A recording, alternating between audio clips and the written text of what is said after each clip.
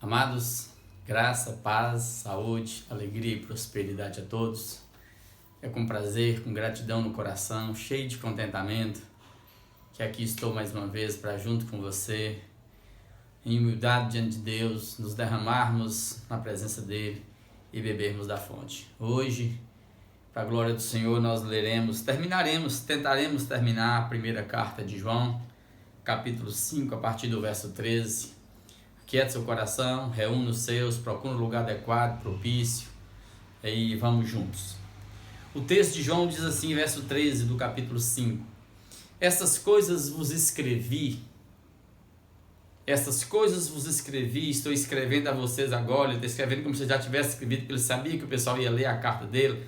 Quando ele estivesse lendo a carta, ele já teria escrito, a fim de saberdes que vocês têm a vida eterna. A vida eterna aqui em grego é mais do que aquela vida para sempre. É a vida de Deus mesmo. Aquele que está em Jesus, ele sabe que ele tem a vida eterna. Ele sabe que ele tem a vida de Deus. Ele sabe que Deus o habita, o céu já o habita. Nada o demove disso. Nem as dores do mundo. Ele carrega isso. A vós outros que credes em o nome do Filho de Deus. Ou seja, que conhece Jesus, que sabe que Jesus é o Filho de Deus, é o Verbo que se fez carne e habitou entre nós e nos salvou. Então grava isso, primeiro passo. Eu e você sabemos que nós temos vida eterna, não deixe ninguém tirar isso de você. Verso 14. E esta é a confiança que temos para com Ele. Então, 2 pontos. Qual é a confiança que temos? A palavra confiança aqui no grego, paresia, é liberdade para falar. Nós sabemos que nós temos essa liberdade para falar e para conversar com Deus, porque Ele é Pai, Ele ouve o Filho. Ele quer o melhor para o Filho, ainda que o Filho não entenda tudo que está dizendo, tudo que está querendo. Olha aí, ó. Essa é a confiança que temos para com Ele. Que se pedirmos alguma coisa, segundo a sua vontade, Ele nos ouve. Ou seja, então eu sei como filho, que eu tenho um pai que me ama e que quer o melhor para mim. E tudo que eu peço a Deus conforme a vontade dele. Esse é o princípio básico da oração. É a entranha da oração, da intercessão. É saber que mais do que a minha vontade tem que ser feita a vontade de Deus, porque eu sou relativo no tempo e no espaço. E às vezes eu não sei o que é bom para mim. Eu não sei o que é bem para mim, nem sei o que é mal para mim, porque o homem caído, nem sempre o bem é bem, nem sempre o mal é mal. Às vezes o bem carrega mal, o mal carrega bem, então por favor, sempre no chão da terra fala, Deus, seja feita a tua vontade, porque o Deus que vê, que enxerga, que sabe de tudo, fala, não meu filho, você está achando que isso é bom para você, mas eu te amo, eu não quero ver você assim não. Aí Deus faz conforme a vontade dele, ainda que eu temporariamente falo, Deus, por que o Senhor fez isso? No futuro, na frente um pouquinho, eu vou entender. E sabemos outra coisa, outro princípio. Ó. E se sabemos que Ele nos ouve, quanto ao que pedimos, ao que lhe pedimos. Lembra, eu tenho liberdade para falar e eu sei que Deus ouve. Deus não está surdo. Você pode falar de onde você estiver.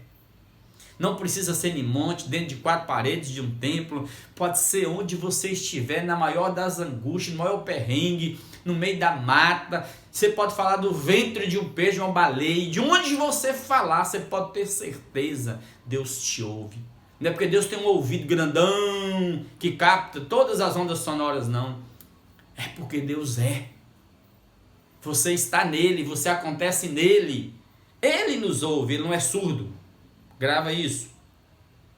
Ele nos ouve. E se sabemos que Ele nos ouve quanto ao que lhe pedimos, estamos certos de que obtemos os pedidos que lhe temos feitos. Então, se Deus me ouve, então eu sei que eu obtenho o pedido que eu quero. E como eu disse anteriormente, nem sempre o que eu quero é o bem para mim. Então eu acrescento aquela máxima, faça-se a tua vontade, não a minha, como Jesus disse lá. Deus, contudo, seja feita a tua vontade, não a minha vontade. É assim que é. Aí eu sei que o meu pedido vai ser feito melhor do que eu imaginava, do que eu pedia. Porque eu estou nele. E diz mais ainda, verso 16. Se alguém vir a seu irmão cometer pecados, se alguém vir participar de ver o irmão cometendo pecado não para a morte, pedirá e Deus lhe dará vida aos que não pecam para a morte. Ou seja, a minha oração carrega confiança, carrega aquela oração de quem sabe que está fazendo, orando para que seja feita a vontade de Deus. Aquela oração de quem sabe que Deus nos escuta e nos atende naquilo que de fato é bom para mim. Mas eu sei que a oração está para além de mim, amados. A oração não pode ser egoísta. Eu sei que de mim Deus cuida. Então quando você tira um tempo para orar, eu até comentei isso no nosso meio-dia de oração de todo dia. Às vezes o que a gente menos pede é para a gente. Às vezes a gente demora até considerar a gente. Oh, Deus cuida da minha casa, do meu filho, da minha filha. Não, amados, Deus cuida. A gente carrega tanto essa certeza no coração da gente, que enquanto você está clamando pelo outro, Deus sabe do que você está precisando, ainda mesmo que você nem sequer abra a boca. Então aprenda a interceder pelo outro, ore pelo irmão. Então se você vê o irmão não cometendo pecado para a morte, você vai pedir a Deus por ele, e Deus vai dar vida a ele, aos aqueles que não pecam para a morte. Há pecado para a morte, por esse eu digo que não rogue, não digo que rogue. Não rogue porque não tem jeito. A pergunta é, o que é pecado para a morte? Mas a palavra original do grego aqui é assim, é aquele pecado que ruma, que vai para a morte, que caminha para a morte. Muito se discute sobre isso. Na mente judia, eles tinham duas concepções de pecado. Aquele pecado por ignorância, sem conhecimento. Aquele pecado em que você é arrastado para ele. Aquele pecado que acontece em meio a uma pulsão muito forte, violenta contra você, e você não consegue controlar as paixões do seu corpo, aquele momento de dor, de crise que você está vivendo, e você sucumbe, peca. Para esse pecado, dessa forma, para o judeu ele tinha expiação, ele tinha perdão. Mas para o judeu existia um outro pecado, que era o pecado deliberado. Era o pecado renitente. Era o pecado de que alguém sabe que está pecando e peca por prazer. É alguém que peca porque quer desafiar a vontade de Deus. Ele gosta de desafiar, de sair do prumo da vida, do teto da vida. É o pecado deliberado. É o pecado de quem diz assim, Deus, pode me deixar de lado, Deus. É aquele pecado que Paulo fala assim, que diz Paulo aos Romanos, né? Deus entregou-os a uma disposição mental reprovável. É gente que já tem a mente cauterizada, reprovada, e que peca deliberadamente. É alguém que viu, que experimentou, que sabe o que é bom, mas prefere o mal. Esse é o pecado para a morte. É a blasfêmia contra o Espírito Santo. Eu sei que muitos pensam, é o pecado. No tempo deles aqui de João, existia um grupo de pessoas que achavam que os pecados antes do seu batismo em águas, você podia perdoar, podia ser perdoado. Os pecados que você cometia depois do batismo das águas, já não tinha perdão. Então você vai descartando isso porque são coisas da infância e ficou lá. Outros diziam nesse tempo aqui primitivo que aqueles que pecavam, que negavam Jesus diante de uma dor, diante de uma perseguição, diante da morte, esses não tinham perdão. É o que a Bíblia diz lá em Mateus. Jesus dizendo, todo aquele que me confessar diante dos homens, eu confessarei diante do meu Pai que está nos céus. Todo aquele que me negar diante dos homens, eu também o negarei diante do meu Pai que está nos céus. Mas você vai perceber que a igreja a religião sempre quis ser mais dura e mais cruel do que Jesus. Porque você pega Pedro nega Jesus. Diante do momento de perseguição de Cristo, Pedro nega Jesus. Mas você percebe que Jesus vai lá e restaura Pedro e traz de volta. Então o pecado não tem a ver com isso aqui. O pecado aqui é com aquele pecado que a Bíblia chama de blasfêmia contra o Espírito Santo. É o pecado que os judeus cometeram quando viram Jesus expulsando demônios pela chegada do poder de Deus na vida dele, pelo poder do Espírito em nome do amor. E eles olham para Jesus sabendo que Jesus é o Messias, é o Cristo, porque nenhum mortal fez e faz e fará aquilo que Jesus fez no chão da terra, testificando que Jesus é o Cristo, o Messias. E não tem para onde o judeu escapar. Não vai ter outro Messias, o Messias é Cristo. Então eles mesmos tendo certeza, preferiram a glória dos homens, preferiram o poder da religião, o controle sobre as massas, e dizia, este aí, ó, que está expulsando demônios aí, ele está expulsando demônios pelo poder de Beelzebub. É maligno, é perverso. Dizer que Jesus expulsava os demônios pelo poder de Satanás, mesmo eles sabendo e sendo testificados ali que era Jesus expulsando demônios pelo poder do dedo de Deus, pelo poder do Espírito Santo. Tanto que Jesus diz, olha, qualquer pecado contra mim até que é perdoado, mas qualquer pecado contra o Espírito Santo, assim deliberado, como quem sabe que está pecando e peca dessa forma, não tem perdão nem aqui nem no além. Então são pecados de gente que caminha para a morte. Por favor, não faça isso. E isso tem a ver com os versos anteriores, porque se olhar no verso 12 do texto que nós lemos anteriormente, no vídeo anterior, quem tem Jesus tem a vida, amados. Quem não tem Jesus não tem a vida, ou seja, se quem tem Jesus tem a vida eterna, quem não tem Jesus tem a morte. Não tem vida eterna, tem morte eterna. Então o pecado para a morte aqui é negar Jesus, é negar que Jesus é o Filho de Deus, veio em carne, veio em sangue, e que Ele é que liberta, Ele é que salva, é que cura. Então, por favor, se você vê alguém pecando de outra forma, em função dos seus momentos de crise na terra, ore por ele, interceda por ele, Deus vai restaurá-lo e trazê-lo de volta à vida. Toda injustiça é pecado, e há pecado não para a morte. É óbvio, todo mundo que comete injustiça está pecando, porque a justiça é o chão de Deus, é o chão do Evangelho. É a base do Evangelho, é o princípio.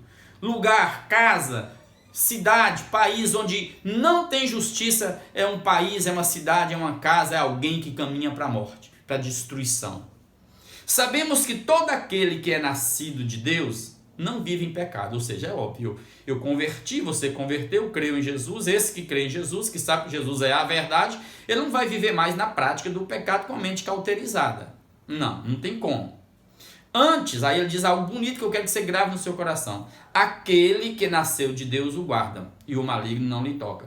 Aquele aí é maiúsculo. Ele está dizendo, antes, Jesus que nasceu de Deus o guarda. Amados, você tem um inimigo violento, furioso, ardio. Sim, que vem assim, todo como um camaleão, mudando de cor, tentando te destruir. Ele vem de forma sutil, sorrateira, perversa, maligna, com armadilhas. Mas lembra, nós temos um Senhor, um Quírio, Jesus. Nós temos o guarda de Israel, ele não dorme, ele não pisca, ele não tosqueneja. Ele te protege. Jesus, de quem você é filho, de quem você é irmão, de quem você é servo, que é o Senhor da sua vida, ele te guarda. Ele veio de Deus na terra e ele te guarda do maligno. O diabo não pode tocar-te, ele já foi destruído na cruz do Calvário. Grava isso e caminha com essa certeza. Não tem cão, não tem nada que pode te tocar, te destruir, porque Jesus te protege, te guarda. Aleluia, aleluia. Também sabemos que o Filho de Deus, Jesus Cristo, é vindo. Ou seja, ele está chegando, amados, está às portas. E ele nos tem dado o entendimento, a sabedoria, o discernimento, a luz para reconhecermos quem é o verdadeiro.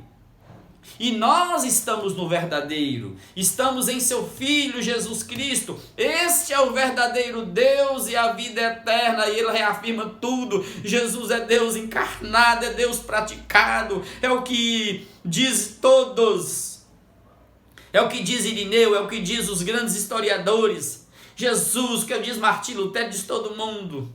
Jesus andou, comeu, bebeu, sorriu, chorou, dormiu, acordou, trabalhou, teve perrengue, teve dor. Jesus viveu, ele era homem em tudo. A diferença de nós é que ele era Deus. Não era o sêmen de um homem, era o sêmen de Deus. Era a palavra de Deus nele, ele era o Deus encarnado, aleluia. Nós estamos no verdadeiro e ele está vindo. E não deixe ninguém te enganar. Ainda que o anticristo, que este mundo globalizado, projete aqui no ocidente hologramas do Cristo, projete lá no oriente hologramas do imã deles, o imã Mahdi que vai voltar, não creia, porque quando Jesus, o Deus vivo, vir na terra, onde você estiver, em qualquer mundo que você estiver, onde você estiver, não precisa ninguém falar nada. A luz vai brilhar, vai ser um espetáculo, tudo vai tremer, vai ser glória. Então ninguém te engane, te seduza. Ah, vamos ali, Jesus está voltando ali. Mentira. Todo olho verá. Esquece isso, a luz da vida vai brilhar.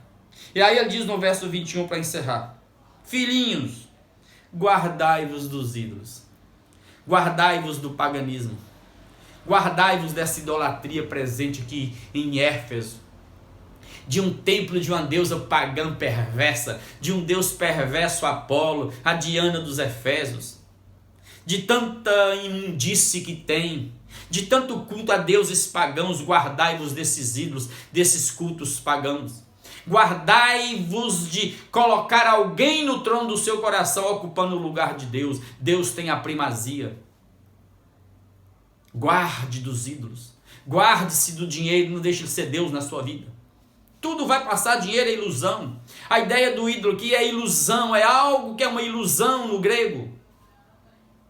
É ilusão. Não ponha o seu cônjuge como seu ídolo, não ponha o seu filho como seu ídolo, não ponha sua inteligência, sua sabedoria humana como seu ídolo. Não ponha seu poder, seu status, seu pedigree como seu Deus. Você está em cima de uma ilusão. A palavra final é de Deus. É Ele que tem a tua vida na palma das mãos dele. É Ele quem dá a vida e tira a vida. Então, por favor, guarde-se dos ídolos. Guarde-se da contaminação deste mundo de morte. E volte-se para Deus. E eu quero orar com você agora, pedindo a Deus essa proteção. Que eu sei que está aí, você já sabe que está aí, e você vai tomar posse dela. Jesus nos guarda. Deus, obrigado porque estamos no verdadeiro. Obrigado pelo privilégio que temos de falar contigo agora. Porque temos um Pai que ama o Filho. E eu sei que o Senhor nos ouve, e o Senhor sabe do que eu preciso. Tu sabes dos meus filhos, tu sabes da minha esposa, tu sabes de tudo, não tem nada que oculto. Eu sou um flagrante vivo diante de Ti, Pai. Não tem uma molécula do meu corpo oculta aos Teus olhos. E Tu sabes para onde eu vou, para onde eu caminho. O Senhor conhece cada irmão, cada irmã agora. Tu conheces as angústias, as dores de cada um. Tu sabes se tem gente pecando para a morte ou não. Se tem gente ainda vivendo na dissimulação ou não. O Senhor sabe se tem algum irmão ou irmã barganhando com o Senhor. Tu sabe de tudo. Perdoa-me e perdoa o Teu filho. Oh, Pai, nós queremos orar e Te pedir que o Senhor faça a Tua vontade em nós, porque a Tua vontade é perfeita, é boa, é agradável. O Senhor enxerga para além de nós só enxergamos o imediato. Oh Deus, tem misericórdia. Visita o coração desse irmão, dessa irmã, o meu coração, e supra as nossas necessidades. E nesse instante, Pai, em que demônios entram pelo mundo, destruindo mentes, corações, produzindo coisas malignas na terra, assustando e pervertendo, descaracterizando e desfigurando o homem, eu Te peço, guarda-nos do maligno. Que a luz do Senhor brilhe aqui dentro, porque o verdadeiro está aqui. Que essa luz brilhe e dissipe as trevas, porque o nosso guarda de Israel não dorme. Os Teus anjos estão aqui nos guardando.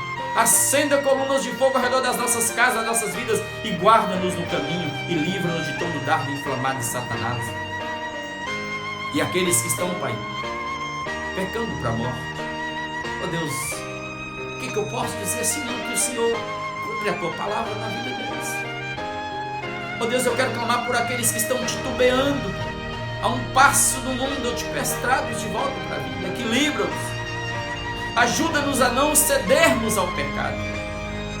Ajuda-nos oh Deus, a empenharmos por imitar a Jesus e resistir ao diabo e resistir ao pecado e não ceder às pulsões e às paixões da carne que brotam de dentro de nós em certas circunstâncias de forma voluntária e involuntária. Nós Te pedimos que o Senhor nos proteja e proteja as nossas casas e livra-nos de todo mal. E agora, Pai, toda obra maligna, todo levante de Satanás contra a casa do Teu filho, a vida do Teu filho, sim, Pai, toda vela acesa em terreiros, toda obra maligna, todo olhar de morte, que seja quebrada agora em nome de Jesus. Teu filho, que de Ti veio e aqui na terra nos amou, e amou até a morte, e ressuscitou para nos dar a vida eterna, e habita em nós Teu Espírito, e nos guia a verdade. até aquele grande dia. É em nome dele que nós oramos. Amém, amém e amém.